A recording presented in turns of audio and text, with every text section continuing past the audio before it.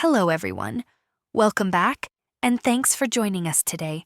We have a brand new story to share with you, so let's get started.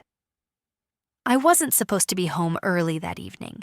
Normally, I would have been stuck in a late client meeting, another endless discussion about market trends and investment strategies.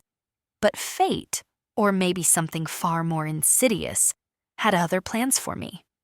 My boss had unexpectedly canceled our session, and instead of heading straight home, I stopped by my favorite coffee shop. As I sipped my espresso, a strange feeling gnawed at me. Maybe it was exhaustion, or maybe it was that intuition women have when something feels off. Whatever it was, I ignored it and drove home, expecting nothing more than an uneventful evening with Ethan. But the moment I stepped through the door, something felt wrong. The house was too quiet. Normally, even if Ethan wasn't around, the TV would be on, or the faint hum of his playlist would echo through the hall. Tonight, there was only silence. My heels clicked against the hardwood as I moved through the foyer, eyes scanning the living room. The leather chair in his office, visible through the slightly ajar door, was empty. His desk, however, wasn't. My breath hitched. Ethan was meticulous about his workspace, never leaving anything out of place. Yet there it was, his MacBook Pro, screen still lit up, an open browser window displaying what looked like a banking website. I knew I shouldn't look. It wasn't like I didn't trust him, or at least that's what I had told myself for years. But something about the way the numbers flickered on the screen, the list of transactions staring back at me, made my stomach twist. I stepped closer, heart pounding against my ribs, and let my eyes scan the account details. $3.8 million. My brain stuttered. That couldn't be right. We weren't millionaires. Ethan made a good salary as an executive, and I was no stranger to high finance, but we had bills, mortgage payments, investments. We weren't struggling, but we certainly weren't in a position where a casual $3.8 million balance should exist without my knowledge. Then I saw the transaction history. My fingers trembled as I scrolled through line after line of carefully disguised transfers. Small amounts at first, $5,000 here, $10,000 there, withdrawn from our shared accounts and redirected into this secret stash. But as the years went by, the numbers grew bolder. 50,000, 100,000, and then the most recent one, just 2 days ago, a clean transfer of $250,000 labeled Final Move. Final Move. I swallowed hard. A chill crept up my spine as my eyes landed on another detail, a secondary account holder's name, Sophia Reynolds. The nausea hit me like a freight train. I knew that name. Ethan's work friend. The 25-year-old analyst who always laughed a little too much at his jokes, lingered a little too close at office parties. I had brushed off the suspicions, reassured myself that Ethan wouldn't be so reckless. I was a fool. A deep, sinking realization settled in my chest as I clicked through the files, emails, receipts, a lease agreement. My entire body went cold, a penthouse rental in Sophia's name. The lease started in 2 weeks, their new home. A shuffling noise outside made me jump. My stomach dropped as I heard the unmistakable slam of a car door. Ethan was home early. Panic surged through me. My hands flew to my phone, snapping pictures of the screen, every document, every transfer. Footsteps approached the front door. I forced myself to breathe. I couldn't let him know I knew. Not yet.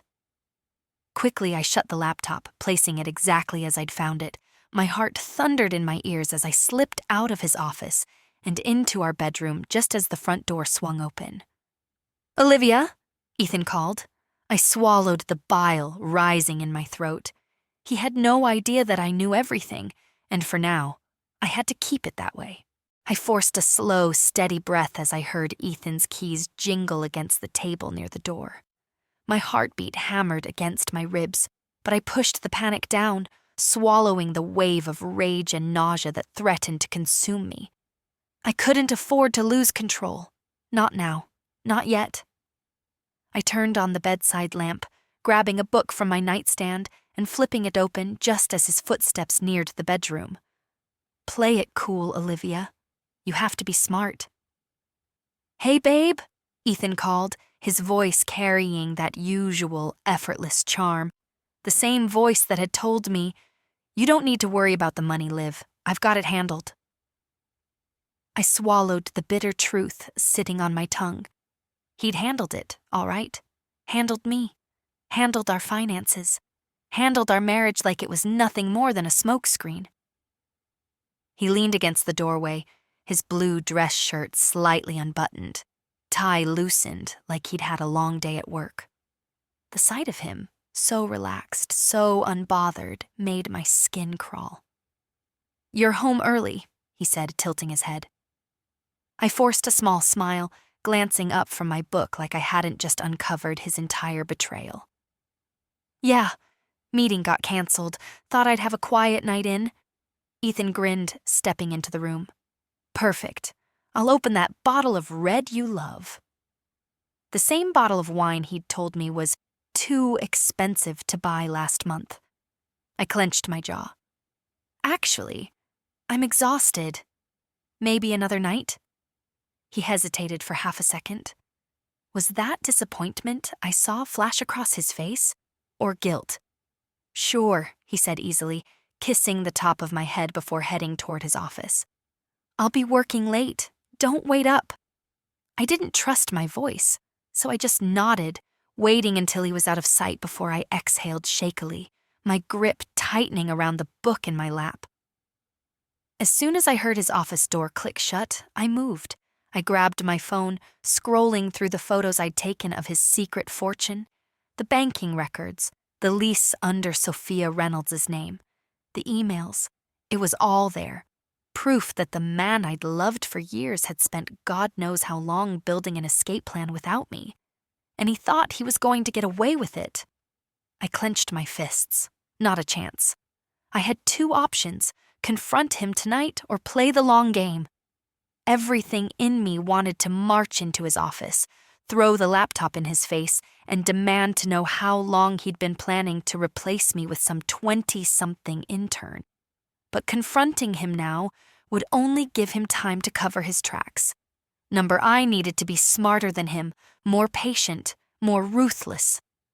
I opened a secure app on my phone and dialed. "Liv," came the voice on the other end, soft yet sharp with understanding. "I need your help, Elise," I whispered. Elise Harrington was more than just a friend.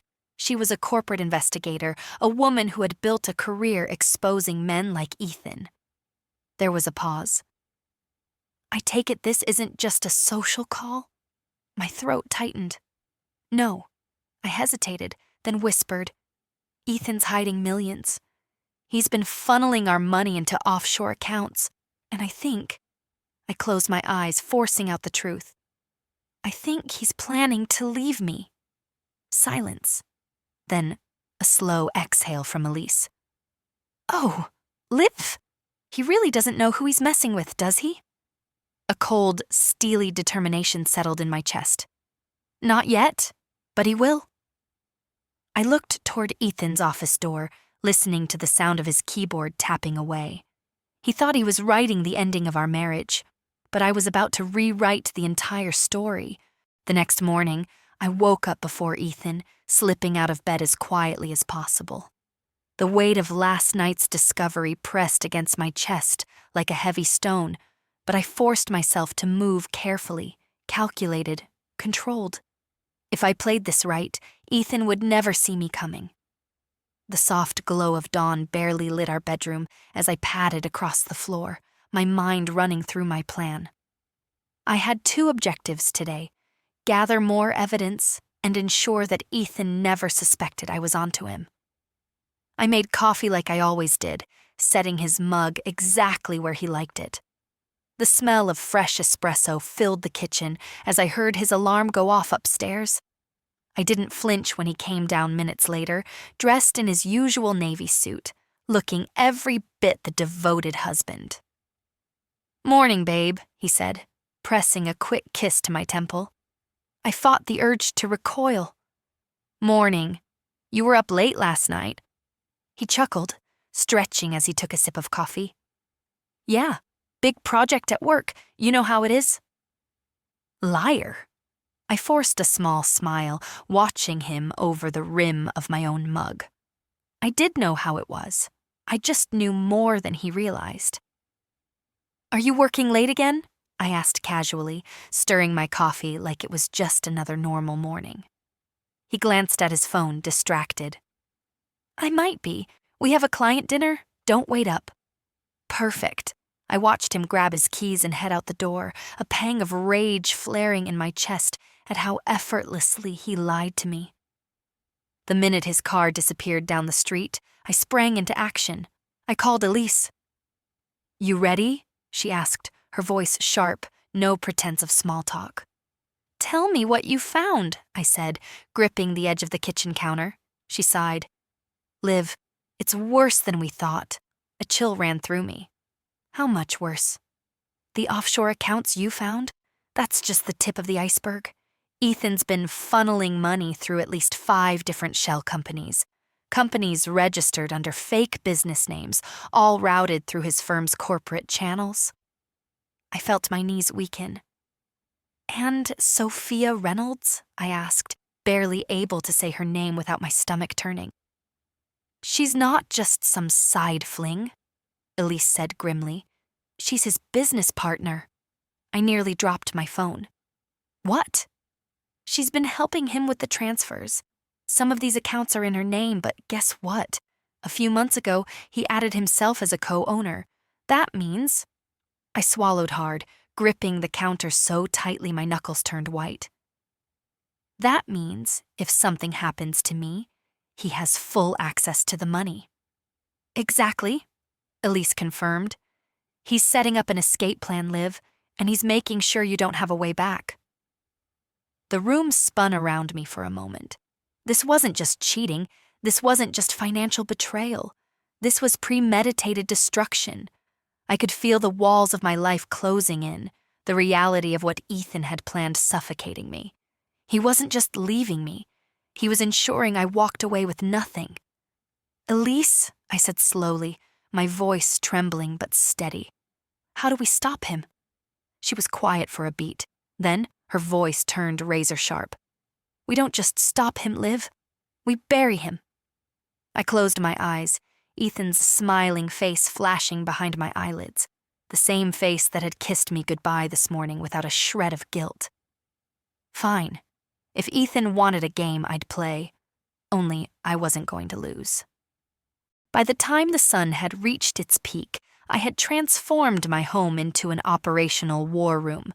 If Ethan wanted to play dirty, he had no idea how well I could fight. Elise had sent me every document she had dug up, and I spent the next few hours meticulously piecing together the perfect trap. The truth was even worse than I imagined. Ethan's deception wasn't just about stealing money.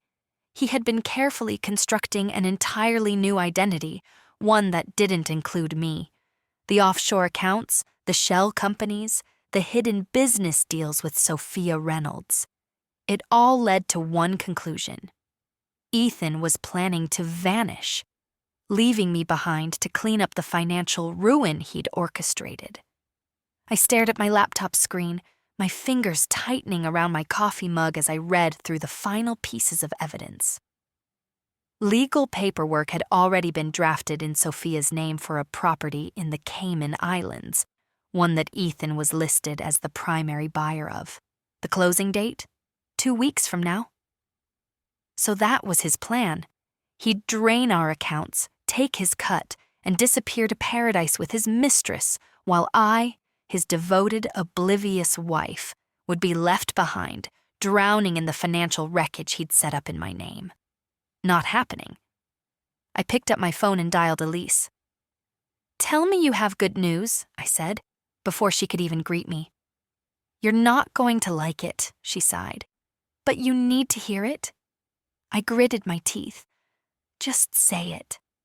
There's a life insurance policy under your name, Liv, Elise said carefully, and Ethan is the sole beneficiary. For a moment, I couldn't breathe. A sick feeling crept over me, twisting my stomach into knots. Life insurance? Elise, I said, my voice barely a whisper. When was it taken out?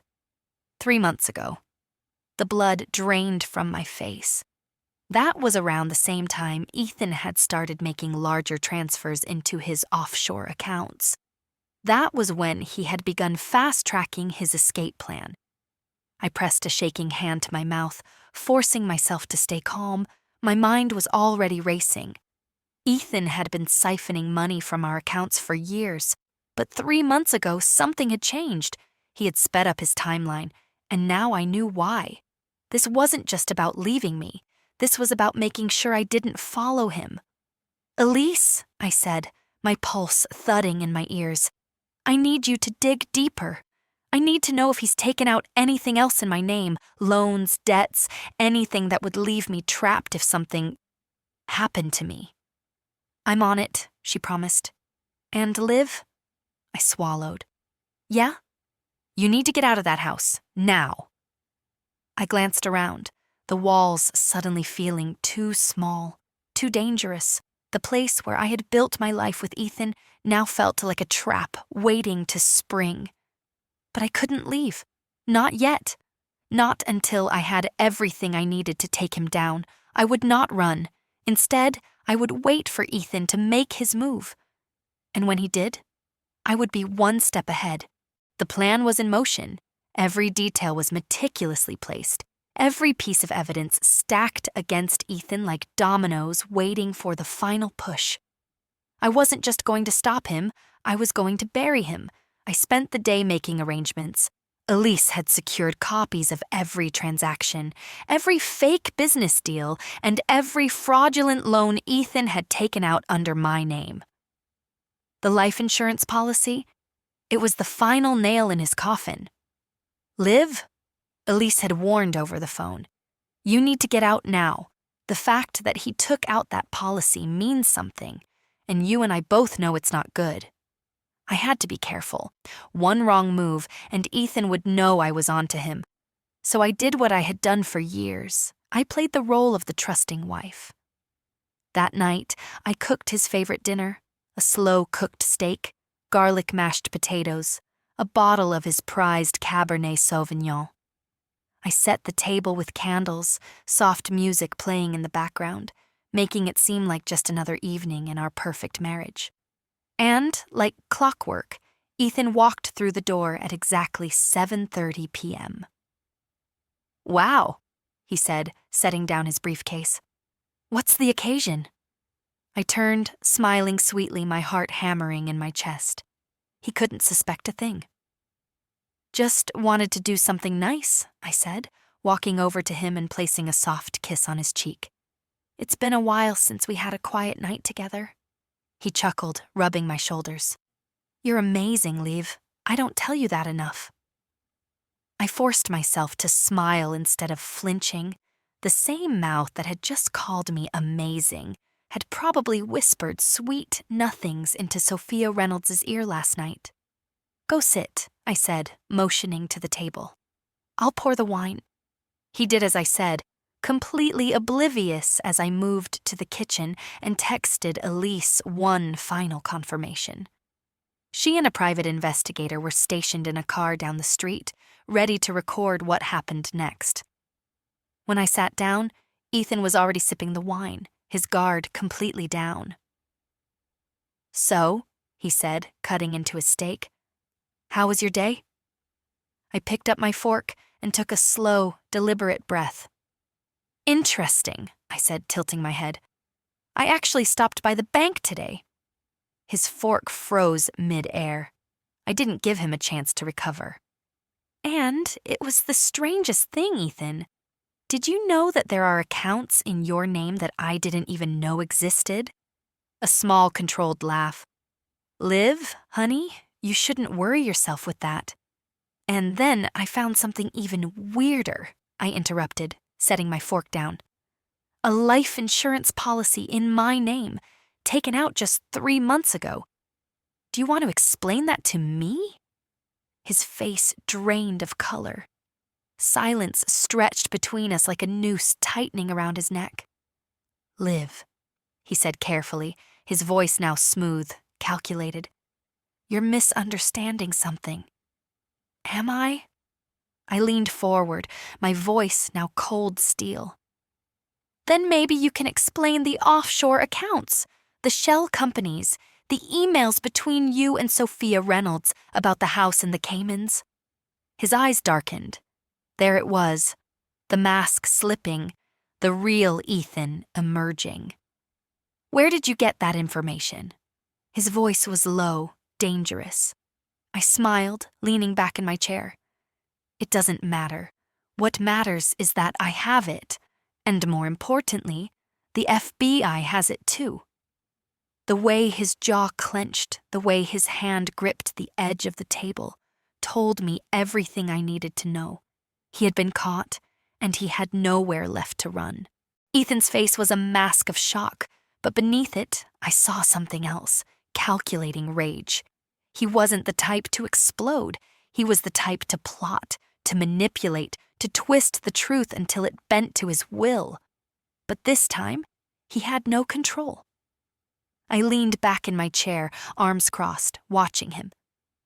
You look pale, Ethan. Something wrong? His fingers twitched against the tablecloth. Liv, we can talk about this. If you just... You know what's funny? I interrupted, my voice smooth and merciless. For years, you made me believe we were struggling. You let me pick up extra shifts. You let me stress over bills, while you siphoned away money into accounts I didn't even know existed. He exhaled sharply through his nose, shaking his head. That's not what happened. No? I arched an eyebrow. Then explain the emails, Ethan.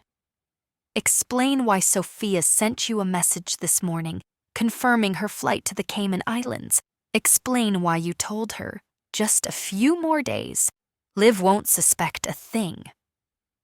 I watched as his carefully constructed facade cracked, his lips pressed into a thin line, his nostrils flared. He was losing it. I don't know what you think you found, he said, voice tight, but you're making a mistake. If you go to the police with this, you'll ruin everything, for both of us. I scoffed, shaking my head. You mean for you. Don't pretend like you care about what happens to me, Ethan. Not when you took out a life insurance policy in my name. Silence. A beat of nothing but unspoken truth sitting between us like a ticking bomb. He swallowed hard. His eyes darted to the door, to his phone on the counter, and then back to me. He was calculating his next move. I beat him to it. You won't talk your way out of this, Ethan, I said, standing up. Because the FBI already knows? His breath hitched. I stepped closer, lowering my voice. I gave them everything, Ethan. The offshore accounts, the fake business investments, the emails with Sophia. They have it all. His face twisted into something ugly. You... And here's the best part, I continued, voice like silk. I had them freeze all your assets this morning. Every single account you thought was safe is now locked down. The Caymans, seized, the offshore properties, being investigated, the firm. They're about to realize you've been embezzling from them for years. I saw it. The moment he realized he was ruined. His mouth opened, but no words came out. His skin lost all color, his fingers twitched uselessly against his knee. You think you're so smart, he finally breathed, voice tight with rage. You think you've won? I tilted my head, a smirk playing on my lips. I don't think, Ethan. I know.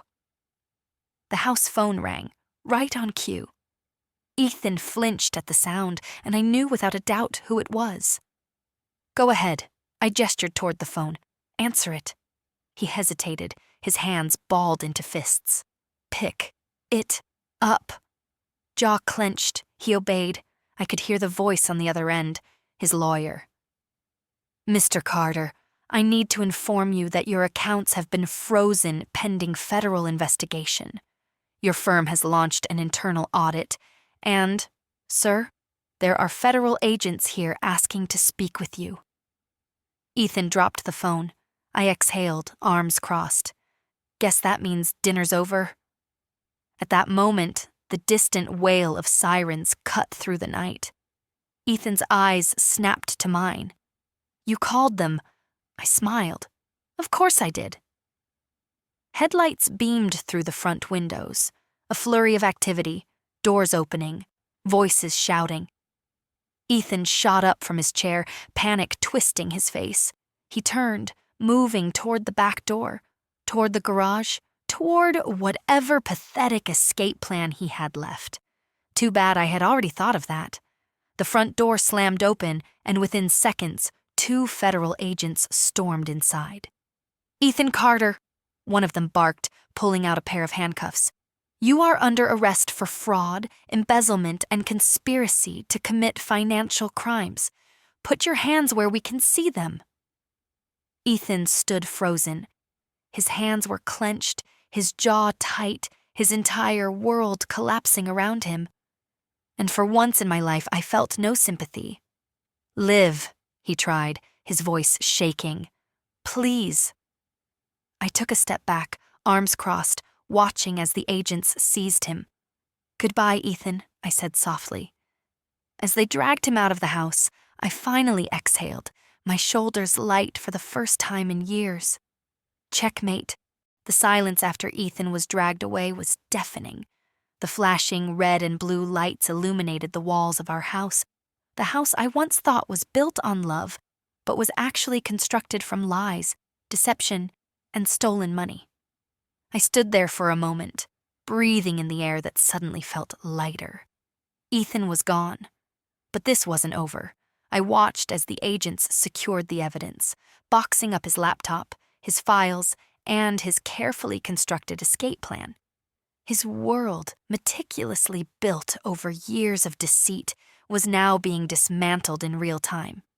The lead agent, a woman named Agent Hayes, approached me. Her eyes were sharp, professional, but there was a hint of something else. Respect. You did good, Miss Walker, she said, tucking her notebook into her pocket. Most people don't see it coming until it's too late. I let out a breathless laugh. It almost was too late. She nodded, glancing back as 2 officers carried out another box of evidence. Ethan's been under investigation for a while, but we didn't have enough to make a solid case, until you gave us the missing pieces. I swallowed hard, my mind still racing with the weight of everything that had just happened. What happens now? I asked, my voice steadier than I expected. Now? Hayes crossed her arms. He's facing multiple felony charges, fraud, embezzlement, and wire transfer crimes just to start. He won't be seeing the outside of a prison cell anytime soon. I exhaled, relief washing over me in waves, but before I could fully relax, Hayes's expression shifted, something unreadable in her eyes. There's one more thing, she said. We found something in Ethan's encrypted files. Something we need you to see. I stiffened. What is it? She hesitated before nodding to an agent, who handed me a folder. Inside were screenshots of surveillance logs, timestamps, and financial records. And then I saw it. My name. My breath hitched. Ethan had been watching me. For months, maybe years, tracking my hospital shifts, my grocery store runs, my meetings with friends. There were receipts for GPS tracking devices, installed in my car, even an alert system set up to notify him any time I used my credit card. My stomach turned. Ethan was keeping tabs on you, Hayes confirmed. More than just financial control, this was surveillance, almost like he wanted to make sure you never caught on before he left. I gripped the folder tightly. Or maybe, I murmured, bile rising in my throat. He wanted a backup plan. Hayes nodded grimly. That's our concern, too. We're digging through the rest of his data, but you should be careful. People like him don't go down without a fight. I swallowed, forcing my hands to steady. He's in handcuffs. He's going to prison. He can't touch me anymore. But deep down, a tiny voice whispered otherwise, because Ethan was meticulous, dangerous, and calculating. And if he had a plan A, he definitely had a plan B. The thought sent a chill down my spine, but I squared my shoulders. I'm not scared of him anymore, I said. And for the first time in years, I meant it. But just as I started to let myself believe it, my phone buzzed. I glanced down, expecting another update from Hayes or maybe a concerned text from Lisa. But the number was unknown, and the message was only 2 words. You lose. My breath stopped. A shiver ran down my spine as I stared at the screen, my pulse thudding in my ears. Ethan was behind bars. So who the hell just sent me that text? The lesson and what comes. Next, betrayal is never just about broken trust. It's about control, power, and the illusion of security. Ethan thought he had me trapped, that I would never question him, never fight back. He built an empire of lies, believing he could escape untouched, but justice caught up to him in the end. What this story proves is that cheaters and liars always leave a trail, no matter how careful they think they are. Red flags aren't just signs, they are warnings. And when you start noticing the pieces that don't add up, trust your instincts. I almost ignored mine, almost let his manipulation cloud my judgment. But when I finally started looking, the truth unraveled faster than he ever expected. But just when I thought it was over, that message changed everything. You lose. Who sent it? Did Ethan have an ally? Was there someone else pulling the strings in the shadows? To find out what happens next, hit that like button, drop a comment below, and make sure to subscribe to Men's Cheating Story. This story isn't over yet, and trust me, you won't want to miss what's coming next. Eyes on fire.